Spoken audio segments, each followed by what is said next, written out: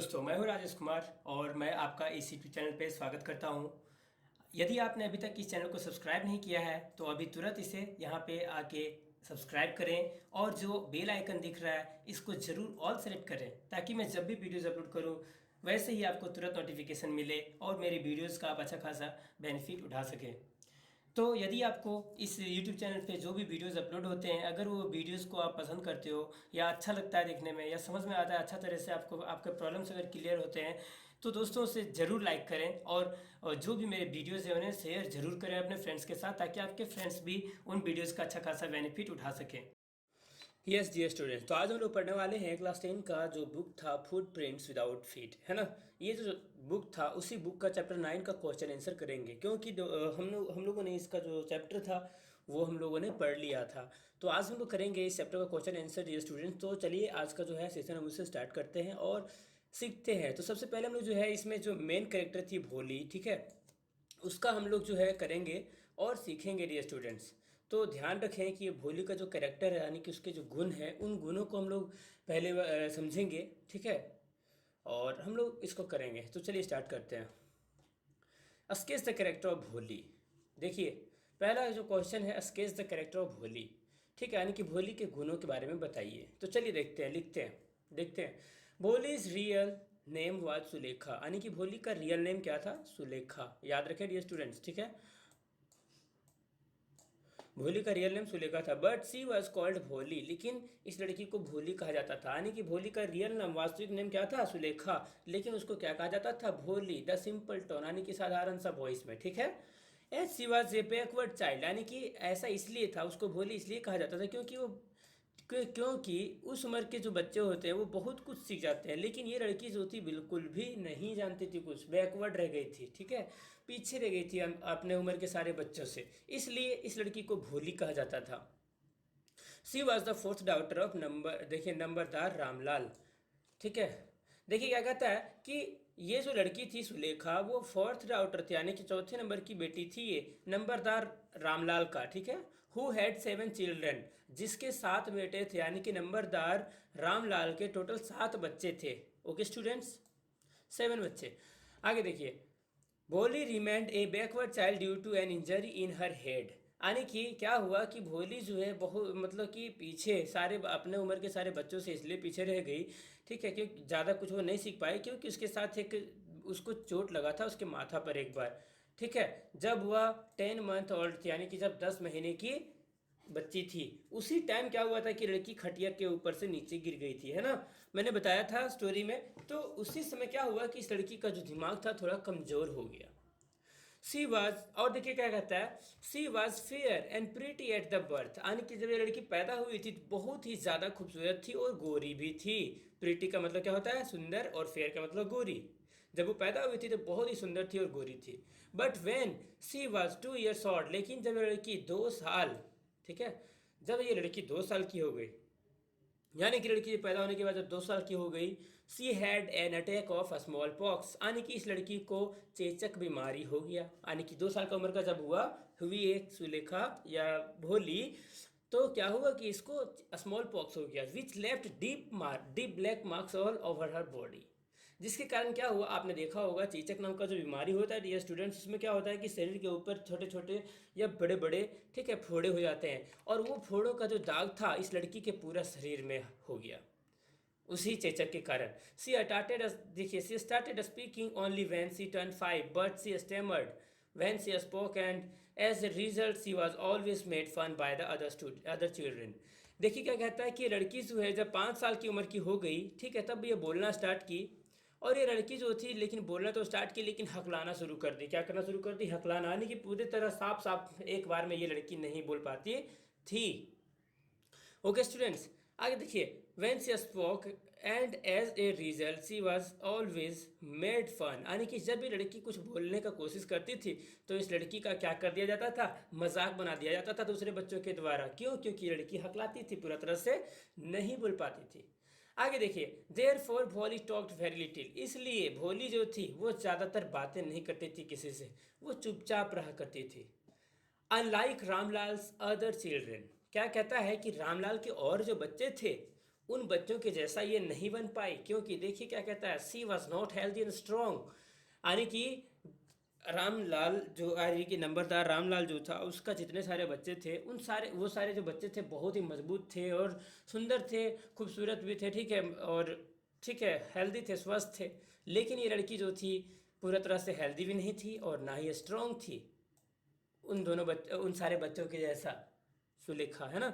C was frightened at first when her father wanted to take her to school. क्या कहता है कि सुलेखा को जब स्कूल ले जाने की बात कही गई, यानी कि उसके पिताजी जब उसको स्कूल ले जा रहे थे, वह बहुत ही ज़्यादा फ्राइटेंड हो गई थी, डर गई थी, ठीक है। But when she was bathed and given new clothes to wear, she began to believe that she was being taken to a place better than a home। क्या कहता है कि जब, लेकिन बात कुछ ऐसा हुआ कि जब इस लड़की को ये पता चला, जब इस लड़की को नहलाया गया और नए नए कपड़े पहनाए गए, ठीक है, तब इस लड़की को यकीन होना शुरू हो गया कि मुझे कहीं बेहतर जगह पर भेजा जा रहा है जो हमारे घर से बेहतर होता है। ठीक है स्टूडेंट्स, आगे देखिए क्या होता है। भोली did not know what exactly A school was. भोली को उसमें पता नहीं था कि एक स्कूल वास्तव में होता क्या है, ठीक है। एंड व्हाट हैपेंड देयर, और स्कूल में होता क्या है वो भी इस लड़की को बिल्कुल भी पता नहीं था। But when she saw girls like her parents ने प्रेजेंट देयर, यानी कि जब ये लड़की ने, यानी कि भोली जब स्कूल गई और वहाँ पर जाके देखने के बाद इस लड़की ने जब देखा कि वहाँ पे बहुत सारी लड़कियाँ हैं जो कि भोली की ही उम्र की हैं, तो वो बहुत ही ज़्यादा खुश हुई। सी वॉज ग्लेड, बहुत ज़्यादा खुश हुई। She hope that one of this girls would become her friend, ठीक है, यानी कि भोली ने आशा था भोली को कि ये स्कूल में जितनी सारी लड़कियां दिख रही हैं उन सारी में से किसी ना कोई तो मेरी फ्रेंड बनेगी ही। In the class when her teacher asked her name, जब क्लास में वो लड़की चली गई भोली, ठीक है, तो उसके क्लास टीचर ने उसको क्या पूछा, उसका नाम पूछा, ठीक है। तो देखिए क्या होता है। सी ट्राइड टू से but the girls started laughing when she stammered. जैसे ही क्लास के टीचर ने उस लड़की से, यानी कि सुलेखा से नाम पूछा, वैसे ही क्लास की जितनी सारी लड़कियां थी वो सभी को हंसने लगी। क्यों? क्योंकि सुलेखा जो थी वो क्या हो गई थी, स्टेमर्ड हो गई थी, यानी कि हकलाने लगी थी बोलने में। इसलिए जितने सारे बच्चे थे वो सारे बच्चे उसका हंसी उसके ऊपर हंसे, ठीक है। And she cried and kept her head down throughout the class, यानी कि क्या हुआ उस समय, क्या हुआ कि वो लड़की चुपचाप बैठ गई और वह खुद में रोई और अपने माथा को नीचे झुका के पूरी क्लास में एकदम चुपचाप बैठी रही। When a teacher called out her name softly after the class was over, क्या हुआ कि जब इस लड़की के टीचर ने, ठीक है, जब पूरा क्लास खत्म हो गया तो क्लास के टीचर ने, ठीक है, भोली को बोला कि तुम इधर आओ, ठीक है। सी वॉज वेरी टच्ड, यानी कि जब टीचर ने उसको बुलाया बहुत ही प्यार से, बहुत ही सॉफ्ट आवाज़ में, ठीक है, तो ये भोली को बहुत ही ज़्यादा अच्छा लगा। And she was very touched because no one had ever, यहाँ पे एवर होगा, ठीक है, ये वाई को हटा लें स्टूडेंट्स, ठीक है, ever spoken to her in such soft voice. यानी कि क्या हुआ कि सुलेखा जो थी वो बहुत ही ज़्यादा खुश हुई, क्योंकि इस तरह की आवाज़ में कभी उसको किसी ने बुलाया नहीं था, ठीक है। ये पहली बार था ऐसा कि भोली को इतना प्यार से किसी टीचर ने ही बुलाया, कोई व्यक्ति उसके घर में भी नहीं बुलाया था कभी इतना प्यार से, इसलिए इस लड़की को बहुत ज़्यादा अच्छा लगा। The teacher was very encouraging and friendly to her, यानी कि जो शिक्षक थे वो टीचर बहुत ही हौसला बढ़ाने वाले एक व्यक्ति थे, एंड फ्रेंडली थे, एकदम मैत्रीपूर्ण थे। किसके लिए? भोली के लिए, यानी कि भोली के लिए वो टीचर जो थी वो बहुत ही फ्रेंडली थी और इनकरेजिंग थी, ठीक है। जिसके कारण क्या हुआ, देखिए क्या होता है। And this made her again, देखिए गेन कॉन्फिडेंस टू स्पीक। जब ये टीचर इस लड़की के लाइफ में आए, यानी कि भोली के लाइफ में, ठीक है, तो वो भोली जो है एक कॉन्फिडेंट लड़की बन गई, यानी कि वो बोलने में एकदम कॉन्फिडेंस उसके अंदर आ गया। सी started seeing a ray of hope for a new life. जब ये लड़की बोलना शुरू कर दी तो ये एक नई जीवन की ओर बढ़ रही थी। इसको उम्मीद हो रहा था कि अब मैं सही तरह से जी पाऊंगी। After years of gaining education and with the help of her teacher, बोली टर्न इनटू ए कॉन्फिडेंट गर्ल।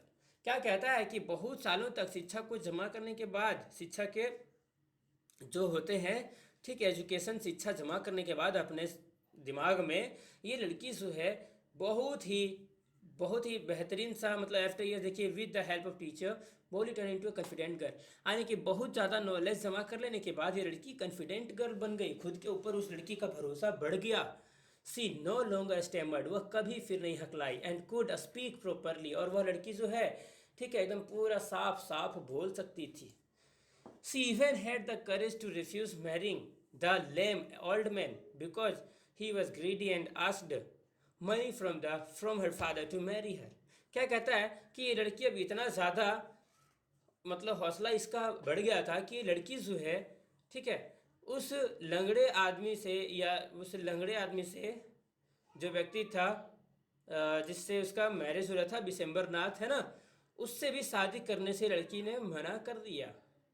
ठीक है, इतना ज़्यादा ये बोलने में तेज़ हो गई थी अब, क्योंकि वह लड़का जो था ठीक है यानी कि बिशंबर नाथ जो था वो एक लालची व्यक्ति था, ग्रीडी था, और उसने पैसा मांग लिया था दहेज के रूप में उससे शादी करने के लिए। जब इस बात को on seeing her father worried about her marriage, और जब भोली ने अपने पिताजी को देखा ठीक है पिताजी को देखा कि वो चिंतित है मेरा शादी को लेकर, सी सैड यानी कि भोली ने अपने पिताजी से कहा he need not worry as she would teach in the same school where she learn so much and would take care of him and her mother in their old as.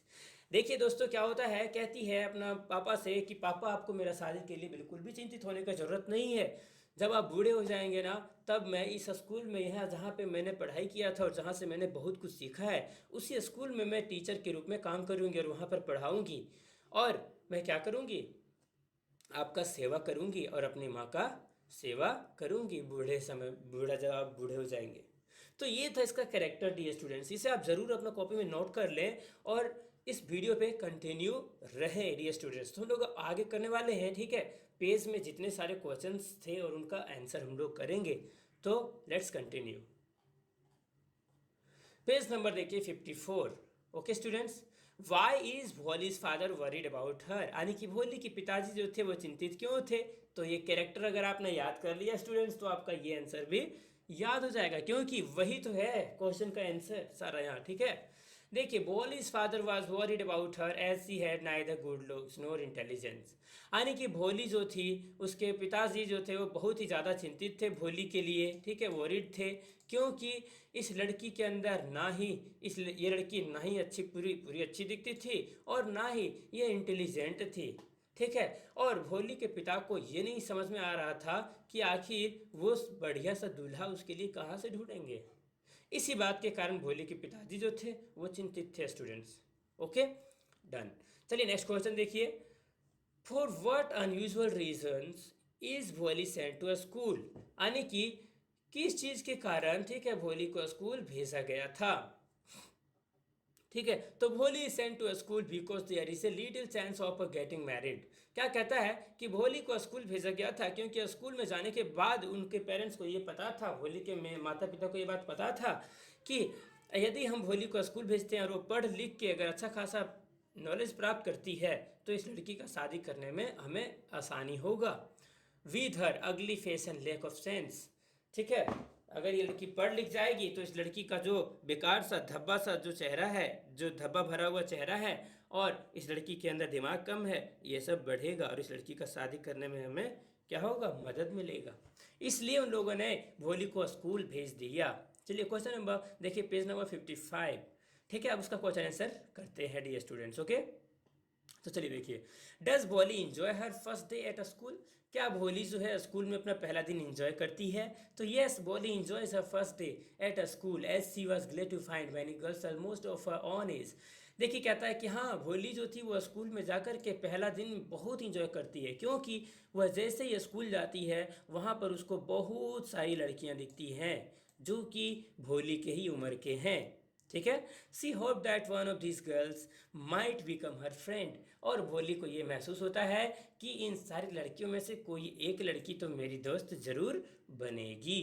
ठीक है स्टूडेंट्स, तो इसने सच में बहुत ज़्यादा enjoy किया। आगे देखिए क्वेश्चन नंबर 2 पेज नंबर 55 का है।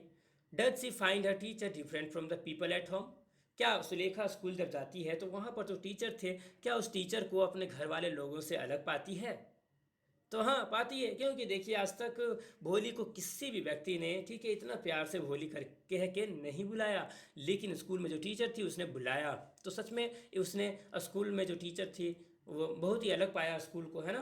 तो देखिए yes she finds her teacher different from the people at home. क्या कहता है कि हाँ, सुलेखा जो है, ठीक है, वो अपने टीचर को अपने घर वाले लोगों से अलग पाती है। As the teacher was polite and this touched her heart. क्या कहता है कि टीचर जो थे एकदम पूरा तरह से पोलाइट थे, यानी कि बहुत ही साधारण तरीके से उस लड़की को मैत्रीपूर्ण थे, बहुत ही मानते थे। किसको? भोली को। इसलिए ये बात जो था सुलेखा का दिल में टच कर गया था। तो कहने का मतलब ये है कि आज तक सुलेखा का दिल में बैठने वाला कोई व्यक्ति नहीं था टीचर के अलावा। टीचर टीचर के अलावा किसी को उसने आज तक पसंद भी नहीं किया। ठीक है, तो यही है इसका मतलब। ओके स्टूडेंट्स, तो चलिए आगे देखते हैं पेज नंबर 58 का। देखिए, why do Bholi's parents accept Bishamber's marriage proposal. यानी कि भोली के जो माता पिता थे उन लोगों ने बिसेम्बर नाथ जो व्यक्ति था उसने जब शादी का प्रस्ताव दिया था, ठीक है, भोली के पिताजी को, तब उसने क्यों एक्सेप्ट कर लिया। तो देखिए क्यों एक्सेप्ट किया, भोली ने क्यों एक्सेप्ट किया, ठीक है। तो Bholi's parents accept Bishamber's marriage, यानी कि भोली के जो पेरेंट्स थे, माता पिता, उन लोगों ने बिसेम्बर नाथ के साथ शादी करने का जो प्रपोजल था भोली से, वो एक्सेप्ट कर लिया। क्योंकि if they don't accept it she would not be married for the rest of her life. क्योंकि देखिए स्टूडेंट्स, क्या कहता है कि अगर दिसंबर नाथ से इसका शादी नहीं होता भोली का, तो भोली जो है पूरी लाइफ, ठीक है, पूरी लाइफ किसी से भी उसका शादी नहीं होता और पूरी लाइफ बिना शादी का ही गुजारना पड़ता। ठीक है, इसलिए, ठीक है, भोली के माता पिता ने क्या किया, शादी उससे करना एक्सेप्ट कर लिया। Why does the marriage not take place, यानी कि शादी बुरा तरह से क्यों नहीं हो पाता है।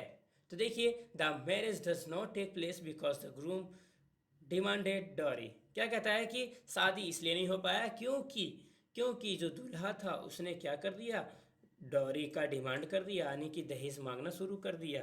तो इस बात से क्या हुआ, भोली को बहुत खराब लगा कि ये तो लालची व्यक्ति है, इस व्यक्ति से हम शादी करेंगे पूरा लाइफ हमको ये क्या कर देगा, बर्बाद कर देगा। चलिए नेक्स्ट देखिए, पेज नंबर 62। देखिए इसमें 4 क्वेश्चन है, हम लोग चारों करते हैं, ठीक है।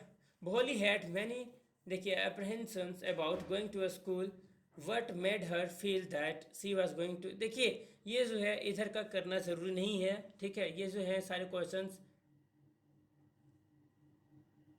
ये जो क्वेश्चन है क्वेश्चन नंबर 2 है इंपॉर्टेंट, बाकी और सारे जो हैं वो इंपॉर्टेंट नहीं है। तो मैं अच्छा चलिए करा ही देता हूँ, इसे देख ही लीजिए, आप समझ ही लीजिए, ठीक है। देखिए क्या कहता है, Bholi had many apprehensions about going to a school, what made her feel that she was going to a better place than her school home. क्या कहता है कि भोली जो लड़की है, ठीक है, उसके दिमाग में बहुत सारी बातें चल रही थी कि स्कूल आखिर होता क्या है, आखिर स्कूल में होता क्या है, स्कूल है क्या, इन सारी चीज़ों के बारे में बहुत सारे उसके दिमाग में सवाल थे। लेकिन she remembered how their old cow Lakshmi had been turned out of the house and sold. ठीक है, ये भोली को ऐसा महसूस हुआ था कि उसके घर में एक बूढ़ी सी गाय थी जिसका नाम क्या था, लक्ष्मी। जिस तरह से उस लक्ष्मी को घर से बाहर निकाल दिया गया और उसको बेच दिया गया, उसी तरह से भोली को लगा था कि ये स्कूल जो है मुझे वहाँ पर ये लोग भेज के हमको बेच देंगे।